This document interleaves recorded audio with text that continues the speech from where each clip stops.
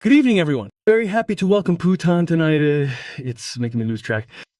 I don't remember her name. Wait, go ahead. Right? No. Chloé Fram. Come on, let's start over. Third? Wait, do you want something to write with? No, that's fine. I'll blow it out. Good evening, everyone. Very happy to welcome Chloé Frammery tonight. And also at my side, François, who will be able to speak during this interview.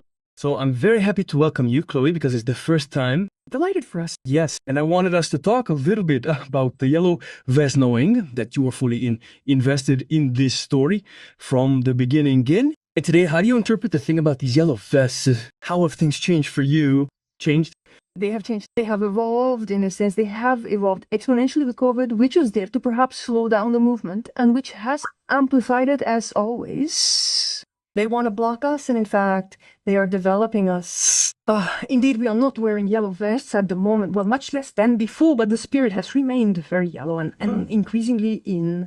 How did you personally experience this period? It was rich, it was dance, you met a lot of people. It was rich, it was dense, it was da-la-la, it was determined, it was diffuse, it was broad. Oh, at least 32 countries have developed yellow vests as if it were a disease. Not at all, my friends. I like the disease of awareness and discussion on the roundabouts. It was a peaceful movement, let me remind you. And by the way, on this subject, I suggest you watch the film Dossier 137 last week, which deals with the issue of police violence against the yellow vests, and I really think that the film pays a tribute to the victims. Although there have been some adjustments, let's be honest, overall we side with the victims, and I think that the traditional subsidized media doesn't talk much about police violence, but we were part of it in Switzerland as much as in France. So in Switzerland there was no violence. Well, there wasn't really any police violence, but in France I know that you've seen the results of it.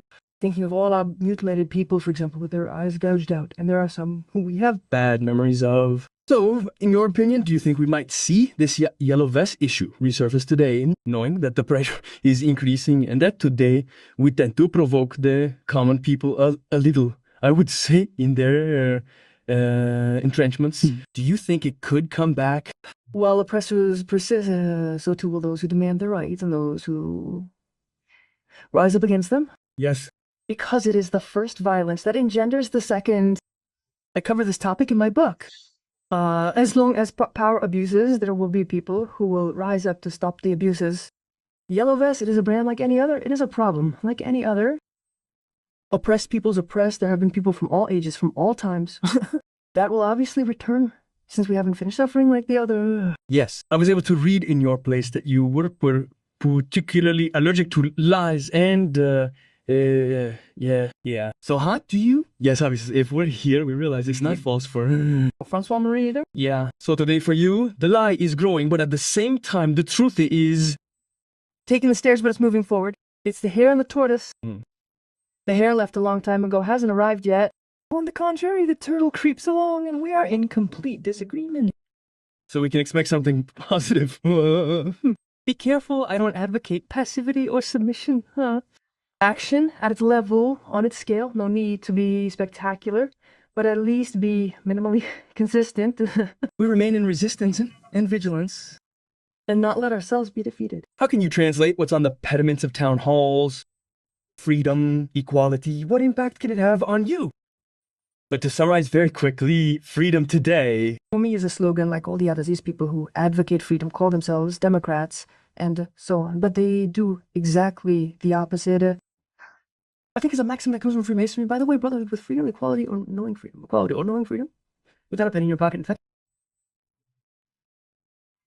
Yeah. That's it. Freedom, gender equality, and the brotherhood of lodges. Anyway, things that are fully deployed. Okay. We could talk about the French president who actually comes from the young global leaders or things like that, or yeah, there you go. So, in fact, I think we've said quite a few things on that level. I'll let you speak too. Maybe you'll also intervene yourself. So I also saw a great film about the yellow vests called Lace. Yeah.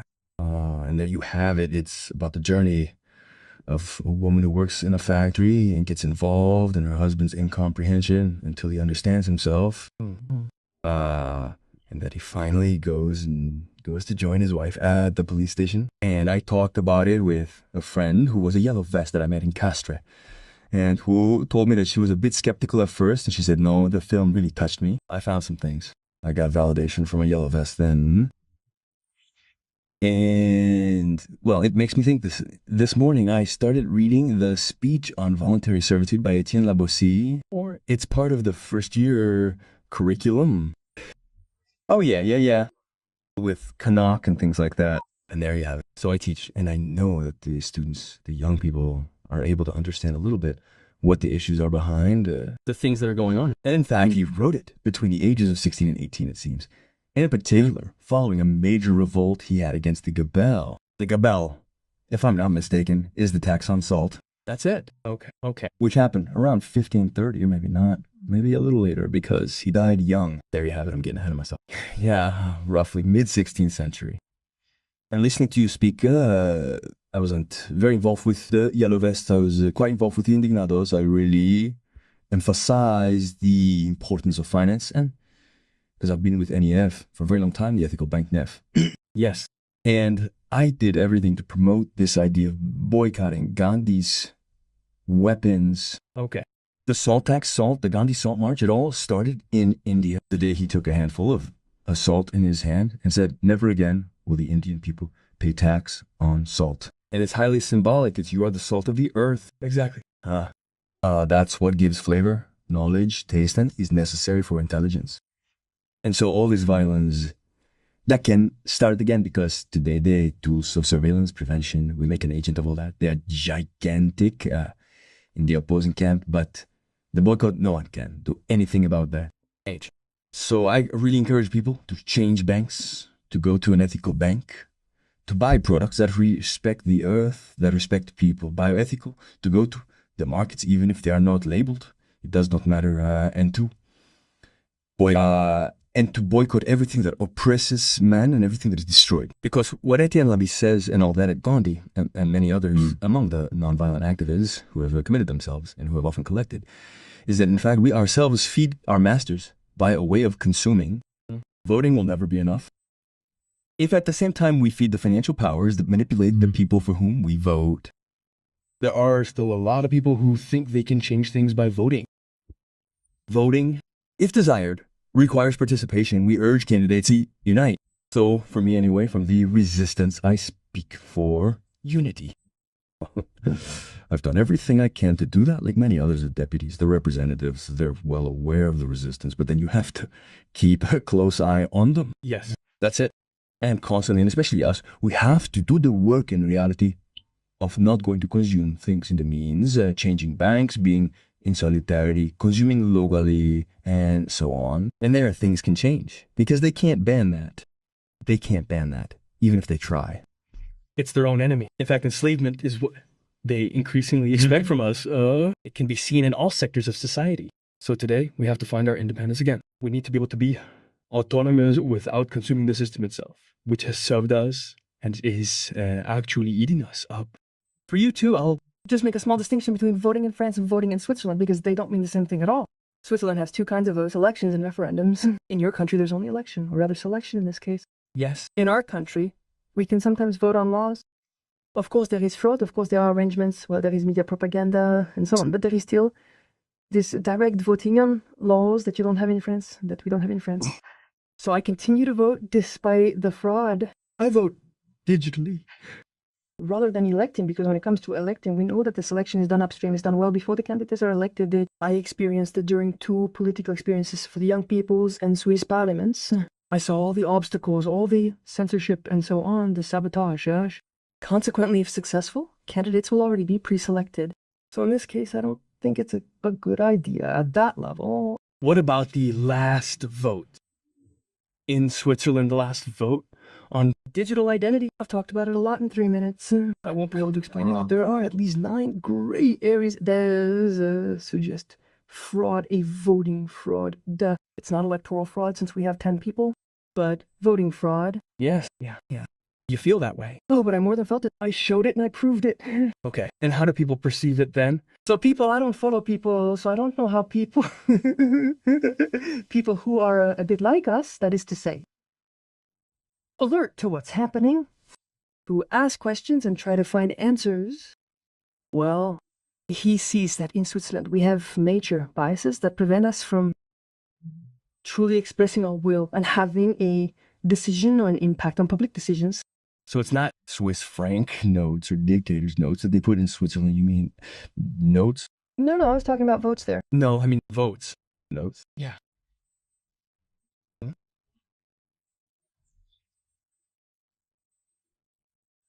Notes. Here. Yeah. Here in France, we have fewer and fewer large bills, but we do have small bills, which are large 1,000 bills here too, of course. Well, in Swiss society, there has been a desire to protect paper money from digital money. Not that. There has been a lot of demonetization and decashing, as they say, at the IMF.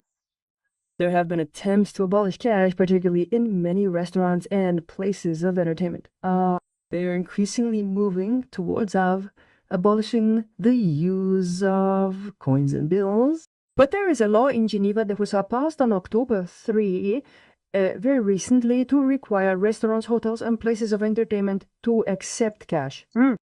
And there is an initiative that will be voted on March 8, 2026 to include in the Swiss federal constitution. Okay. The currency and banknotes as legal tender as a form of exchange, because it is already legal tender, but then in short, businesses would be required to accept it. Okay. Well, that's very good. And it's a plus compared to the European community. So be careful, because there are agreements that are being signed, that have already been signed, but that will be ratified. I hope not, but in short, that's what is planned, so that we become more and more part of the European Union. For me, that's a danger that we must remain vigilant about. You see it in a negative light, in fact. What concerns you? The events in France, I see. I don't want to live in that dictatorship at all. Yes. And regarding AI, could you explain to us a little bit your feelings about artificial intelligence entering all areas of society? How do you see it in the future? Is it... So I don't want it to become our master, to remain our slave, our tool with pleasure. With pleasure. Why not? With pleasure, I'm going a bit far, because it can be a fan of... perhaps useful. But let's not get used to what seems comfortable to us at first, because then we become dependent. And that's what happened with GPS. That's what happened with many things that wake up our brains and put them to sleep, rather. It's the opposite of awakening. And then we get out of the habit of personal reflection and autonomy. Look, Leia, it's dangerous for me. Let's remain in control of our productions. Sure, it can be useful sometimes in certain ways, in sectors where it is very, very positive afterwards. Yes. But once again, how it depends on the data that is used. It is still a compilation of data, a statistical tool that only manages the data that it has available. If the data is sorted before being compiled, there will inevitably be biases, famous biases, or notes, as you like, that will distort the response. And that is what I fear. As soon as we do that, as soon as we delegate our thinking to an external tool, we have a possibility of distorting the truth. Yes. A loss of personal sovereignty. A loss of reality. Yeah, there you go. Do you think that in society people are losing awareness of this? They respond to the convenience of, for example, contactless payments by phone, things that seem easy and that enslave us and track everything we do. And for me, that's a warning about the danger of enslavement. Okay. Did you want to add something about AI? It really is a civilizational shift. By the way, it's funny because the first name of God in the Old Testament is Yahweh. Okay. Yahweh. Yeah, from Yahweh to AI, from the Garden of Eden to DNA, and there a great many symbols exist at that level. But beyond the symbol, AI is a gigantic enterprise of pumping everything that humans have produced in terms of knowledge and technology. All this to make humans obsolete and give the impression that AI has passed humans, when in fact it's just the sum, and more than the sum, of many human brains. But it's not at all artificial, it's official art, because Saudi Arabian English will not be the same as French, huh? There are these famous biases, they are huge. And then it is a totally gigantic ecological burden. It is truly a monster, Leah. It is a beast that feeds on all men, that feeds on what their intelligence has produced, on what their intelligence no longer produces energy, water, to cool it, and it is truly a cult, an anti-Christian cult, I would say. There is something anti-Christian about AI in Grenoble. There is the most gigantic data center that is going to be set up there in a few months, pretty quickly, and that's it. And everyone ends up bowing down to it and saying, yes, there are still interesting uses. So, of course, there may be sometimes, but everything can be done by humans, and that creates work. We just have to share the thankless tasks. There you have it. I mean, humanity's IQ reached its peak in the late 70s, just before the arrival of personal computers and computers. Because we knew how to do everything ourselves. Using graph paper, we built skyscrapers. We made fabulous art galleries, recording studios, speakers, microphones, listening to 70s music. We've never been so creative, huh? And we knew everything. And there was both classical culture that came to us from the 20th century and previous centuries, and the whole legacy of the Renaissance, and all that. And then it all changed with the era of the Jubileus, the entertainment tittle-tattle of the tiki, as Benjamin Brzezinski used to say, dumbing people down, the television of Berlusconi, Sarkozy, and all the rest. So really, I say, be careful. Parents, or those who have authority and all that, tell the truth and show how behind these things are extremely dangerous, that are manipulated or believing themselves to be kings. We have never been so stupid. Yeah, okay. You agree with all that? Absolutely. Okay. I approve. Well, it's wonderful. So all three of us approve. Well, in any case, thank you very much for this little interview. I think you're hungry. Yes, the racism that awaits you. Yeah. So thank you all and enjoy your meal. Thank you very much for the work you do. It's very important. Thank you.